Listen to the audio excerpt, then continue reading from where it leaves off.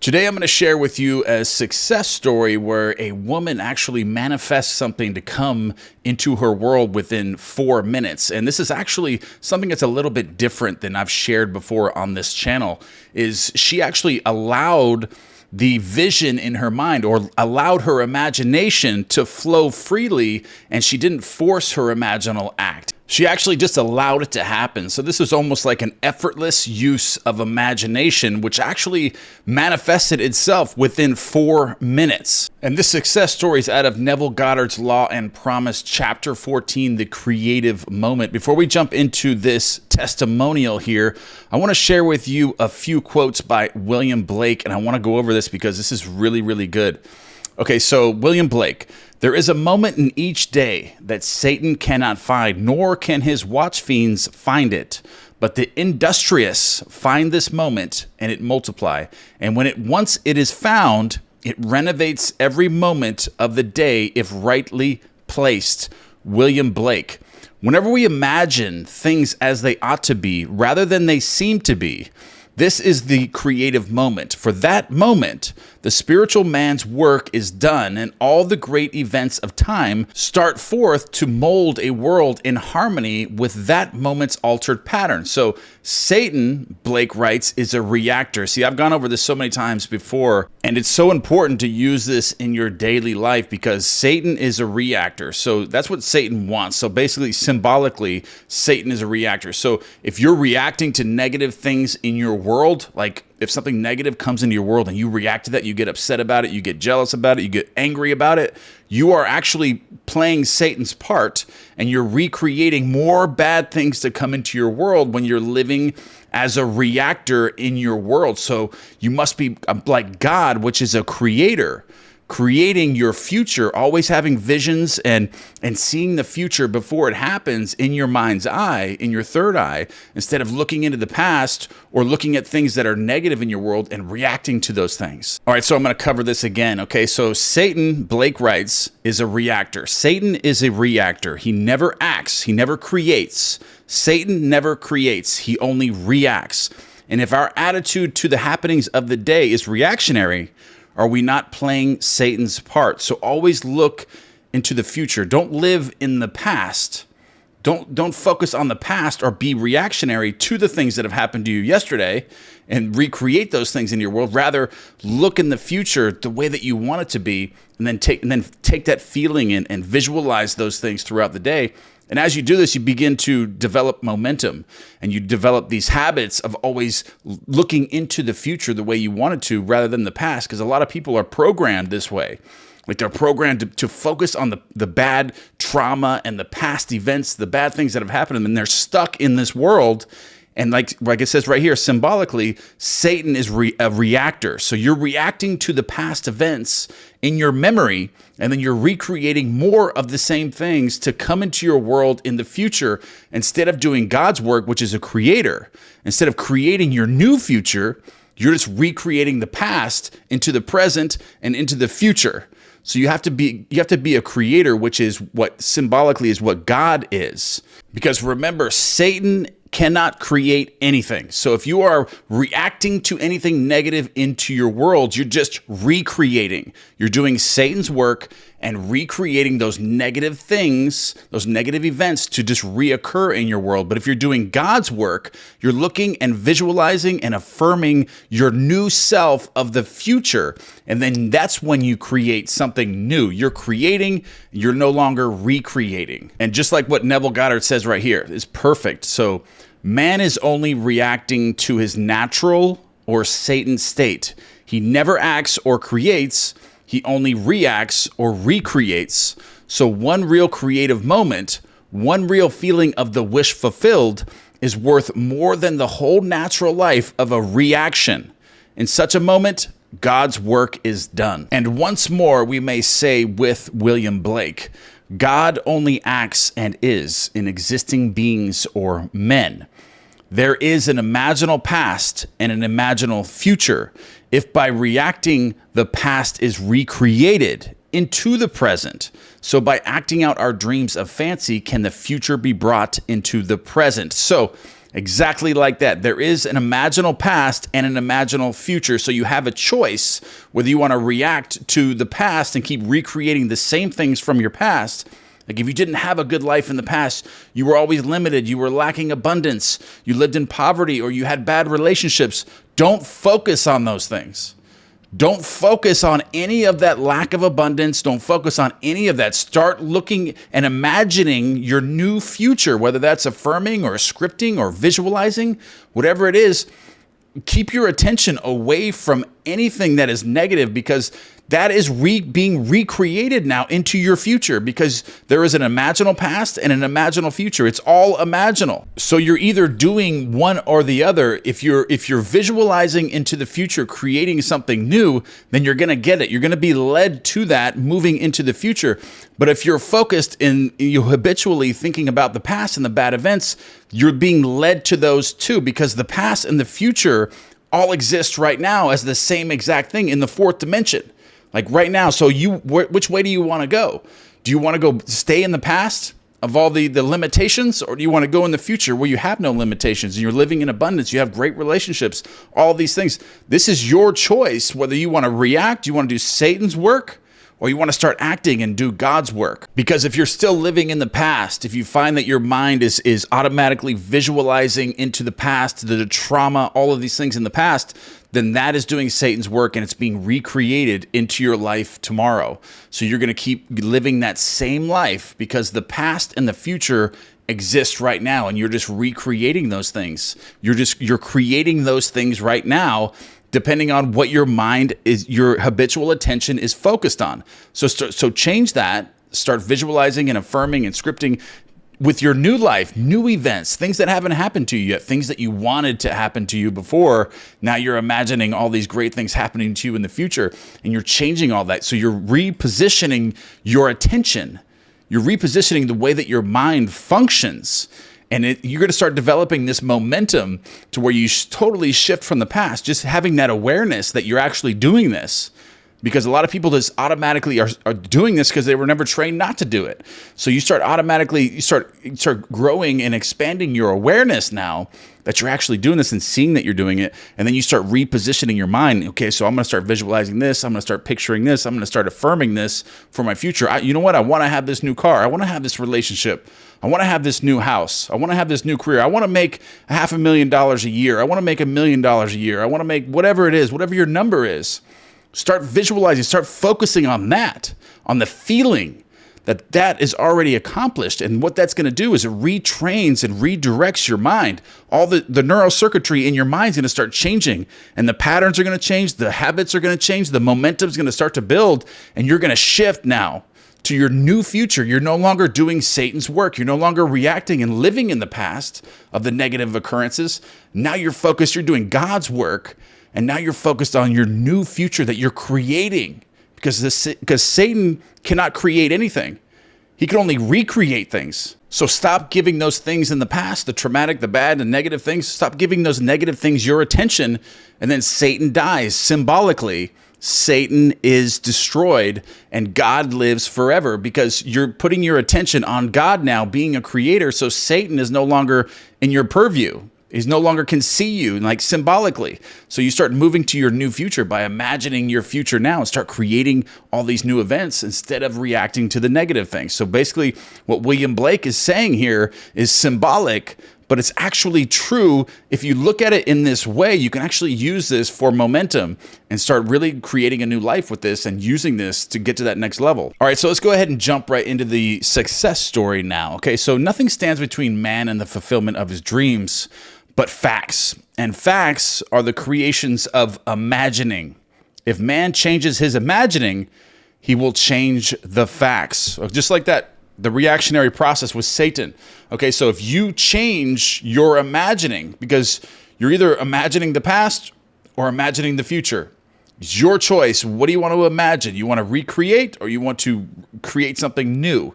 You want to create, or you want to recreate? And that's what Neville Goddard is emphasizing here, okay? So if man changes his imagining, he will change the facts of his world. So, all right, so let's go ahead and get into this story here. This story tells of a young woman who found the moment and by acting out her dream of fancy, brought the future into the instant, not realizing what she had done until the final scene. The incident related below must appear to be coincidence to those never exposed to your teaching, but I know I observed an imaginal act take solid form in perhaps 4 minutes. I believe you will be interested in reading this account written down exactly as it happened, a few minutes after the actual occurrence yesterday morning. I was driving my car east on Sunset Boulevard in the center lane of traffic, braking slowly to stop for a red signal at a three-way intersection, when my attention was caught by the sight of an elderly lady dressed in all gray, running across the street in front of my car. Her arm was raised, signaling to the driver of a bus which was beginning to pull away from the curb. She was obviously attempting to cross in front of the bus to delay it. The driver slowed his vehicle and I thought would allow her to enter. Instead, as she jumped onto the curb, the bus pulled away, leaving her standing just in the act of lowering her arm. She turned and walked swiftly towards a nearby phone booth. As my signal changed to green and I put my car in motion, I wished I had been behind the bus and been able to offer her a ride. Her extreme agitation was obvious even from the distance I was away from her. My wish instantly fulfilled itself in a mental drama. And as I drove away, the fancy or the vision or the imaginary act played itself out in the following scene. I opened the car door. She's doing all this in her imagination. She thinks this is like a visionary, like a fancy, like a daydream. But I think it's just like an effortless, based on her, her act of kindness and how much she wanted to help this person. She actually created this. So she's doing God's work and not doing Satan's work. She created this on her own, and it was like an effortless act because it was a selfless act. So her mind, her imagination, she was doing God's work and creating something great to happen here. Okay, so I opened the car door and a lady dressed in gray stepped in. This is in her imagination, smilingly relieved and thanking me profusely. She was out of breath from running and said, "I only have a few blocks to go. I'm meeting friends, and I was so afraid they would leave without me when I missed my bus." I left my imaginary lady out a few blocks farther on, and she was delighted to observe her friends still waiting for her. She thanked me again and walked away. The entire mental scene was spanned in the time it takes to drive 1 block at a normal rate of speed. So she says about 4 minutes this took to actually manifest. Okay, so the fancy or the imaginary act satisfied my feelings regarding the real incident. Okay, so notice that.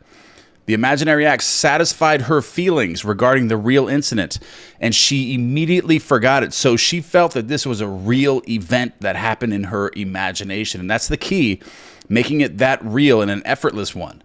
So this imaginary act satisfied her feelings regarding the real incident, and I immediately forgot it. She immediately forgot that it happened, but it didn't matter in your imagination. You can imagine something and then forget all about it. But it's going to happen because you're constantly creating things in your imagination. You're just forgetting what you're imagining. You're always imagining ahead of yourself. Everything is predetermined. There are no coincidences.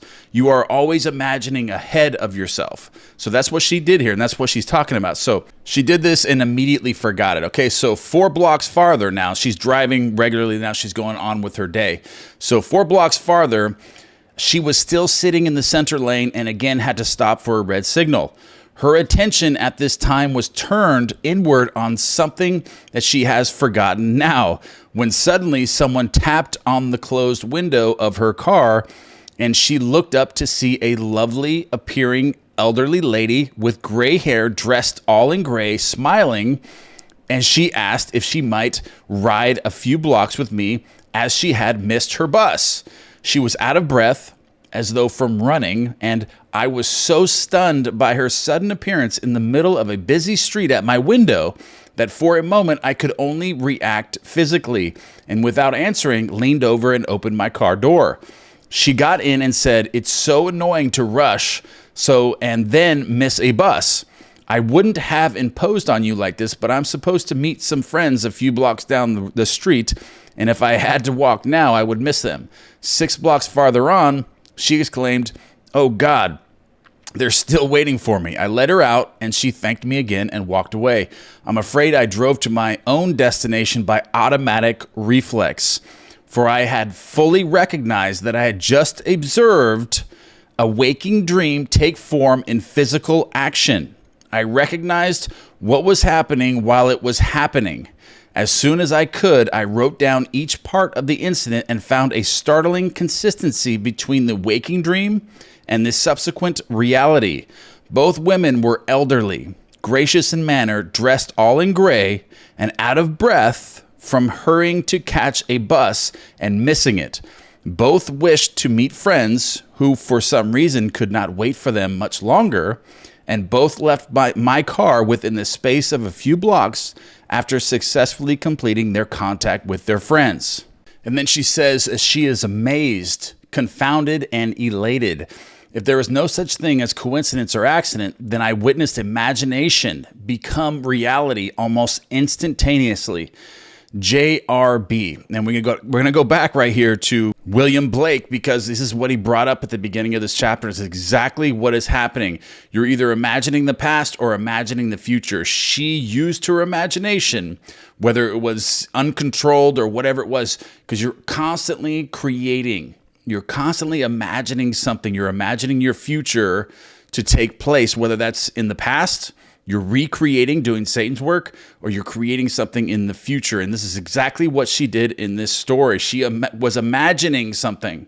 So you're just taking control of your imagination and focusing it on creating something new, something to happen in your world. Instead of being reactionary and having your mind focused in the past, you're focusing it in the future. And that's exactly what William Blake is saying right here. There is a moment in each day that Satan cannot find, nor can his watch fiends find it.